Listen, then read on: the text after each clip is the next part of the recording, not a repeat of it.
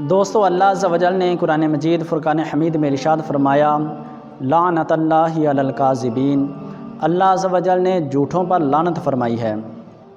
آج کل بہت سے لوگ اپنی ویڈیوز کے اندر صرف دوسروں کو خوش کرنے کے لیے جھوٹ بولتے ہیں، اور شاید وہ یہ سمجھتے ہیں کہ دین اسلام مذاق کے اندر جھوٹ بولنے کی اجازت دیتا ہے۔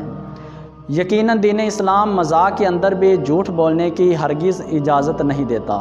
نبی کریم صلی اللہ علیہ وآلہ وسلم نے ارشاد فرمایا کہ کوئی شخص اس وقت تک کامل مومن نہیں ہو سکتا جب تک وہ مذاق کے اندر بھی جھوٹ نہ بولے اور جھگڑے کو نہ چھوڑ دے، چاہے وہ حق پر ہی کیوں نہ ہو۔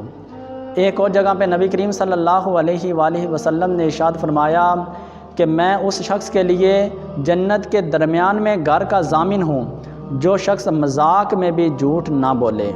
اور نبی کریم صلی اللہ علیہ وآلہ وسلم نے ارشاد فرمایا کہ ہلاکت ہے ان لوگوں کے لیے جو مذاق میں جھوٹ بولتے ہیں۔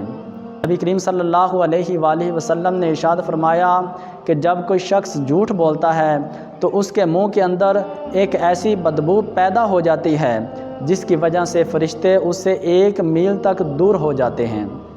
تو یقیناً دین اسلام ہمیں جھوٹ بولنے سے سختی سے منع کرتا ہے، اور مذاق میں بھی جھوٹ بولنا جائز نہیں ہے۔ دعا ہے کہ اللہ عز و جل ہمیں جھوٹ جیسی لعنت سے بچنے کی توفیق عطا فرمائے۔ آمین بجاہ النبی الامین۔